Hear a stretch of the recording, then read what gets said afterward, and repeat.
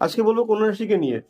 বেশ অনেক সময় ধরে কন্যা রাশিরও খুব একটা ভালো যাচ্ছে না, কিন্তু 2026-এ কন্যা রাশির কিন্তু সময় বেটার হতে চলেছে।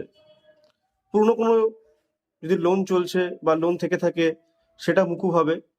আর কোনো কোর্ট কেস, কোনো মামলা মোকদ্দমা যদি আপনার চলছে এরকম অবস্থা থাকে, তাহলে সেটারও কিন্তু একটা ফেসলা হওয়ার সময় এসছে, সেটাও কিন্তু মিটবে। কন্যা রাশির মানুষদের অবজারভেশন খুব ভালো হয়। ছেলেদের ক্ষেত্রে বেশিরভাগ তারা ফিমেল পার্সন অথবা অন্য মানুষদের সঙ্গে লয়ালিটি এবং সামঞ্জস্য বজায় রেখে চলতে পারে এবং নিজের সম্মান রক্ষা করতে জানে।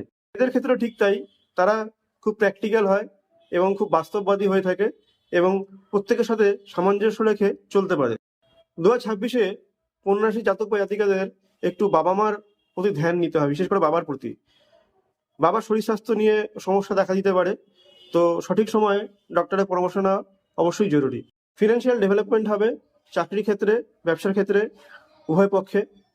তবে যেটা মেন দেখার বিষয়, এই বছর চেষ্টা করবেন বেশি বড় লোনের দিকে না যেতে।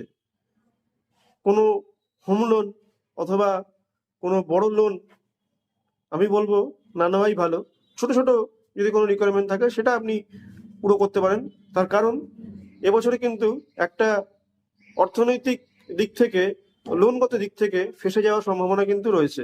নিজের প্ল্যানকে এক্সিকিউট করুন, যতটা আপনি পরিশ্রম করবেন তার সঠিক ফল কিন্তু অবশ্যই পাবেন, কারণ 2026 কিন্তু ফল পাওয়ারই বছর। কন্যা রাশির মানুষজন ওপর থেকে অনেক ম্যাচুরিটি দেখালেও তারা খুব সফট হার্টেড হয়ে থাকে এবং তারা কিন্তু খুব ইমোশনাল হয়ে থাকে।